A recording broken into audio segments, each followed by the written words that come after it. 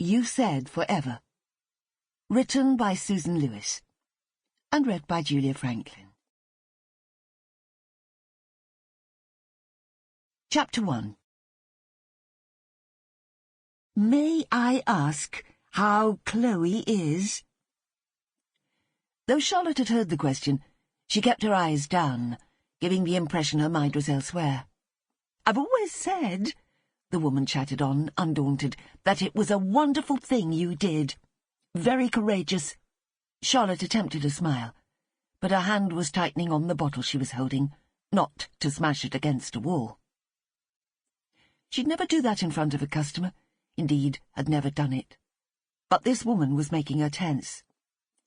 "As you can see," she said, pouring a soupçon of pale lemon-coloured wine into a clear glass, "our Pinot Gris has a delicate tinge of green." She broke off as a random kick of emotion stole her words. But her movements remained fluid as she poured another sample of the vintage into a second glass and handed one each to the woman and her husband. Swirling the wine to release the bouquet, the man put his nose to the rim and inhaled deeply. "Pear," he declared, inviting contradiction, and receiving only a friendly nod of agreement from Charlotte. Frowning curiously, he added, "With a hint of ginger?" Charlotte's sea-green eyes showed approval. He'd missed out the trace of citrus blossom, but who, other than a seasoned professional, would have picked up on that? She only knew it was there because Will, their winemaker, had told her.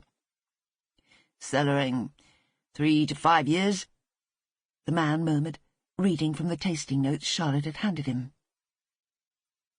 These visitors were English, Charlotte could tell from the accent, though she had no idea if they were tourists or residents of New Zealand.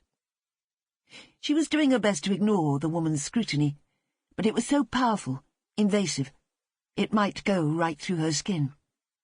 Whoever she was, she clearly wasn't interested in the wine, but at least her husband was making a good show of it. "Am I right that she's called Chloe now?" the woman asked, apparently not bothered by Charlotte's discomfort, or simply not noticing it. Once again, Charlotte bypassed the question. "As you can see from the notes," she said to the man, "our philosophy is to make artisan wines that are food-friendly, have texture—" "Is she here?" the woman wanted to know, attempting to peer past the walls of floor-to-ceiling wine racks and chalkboards to the hidden office beyond. She turned around, as though her quarry might be creeping up on her from behind. With the frontage of the tasting room, known as the cellar door area, rolled wide open, there was nothing, and no one, between the tasting counter and courtyard, where guests were welcome to sit under the jacarandas while sampling Tukey River wines. If they came at the right time of day, they might also be served a small tray of canapes, courtesy of Rick's Bistro across the way.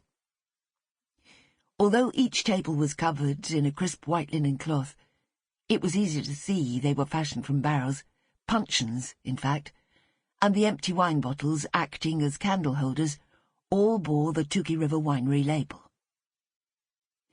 Earlier, on her way from the house, Charlotte had gathered some sprigs of lavender to liven up the tables, but a gently insistent breeze, wafting in from the ocean, had soon carried them off.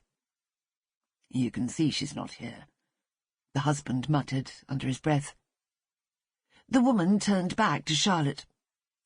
"She's at school," Charlotte said, trying to sound friendly while feeling resentful.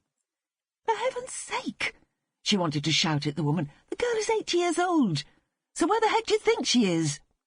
"Of course," the woman smiled, seeming to think the notion sweet. "And how's she doing?"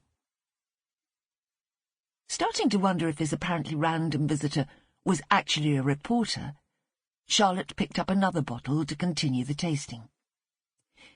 "Perhaps you'd like to try the Reserve Chardonnay," she suggested.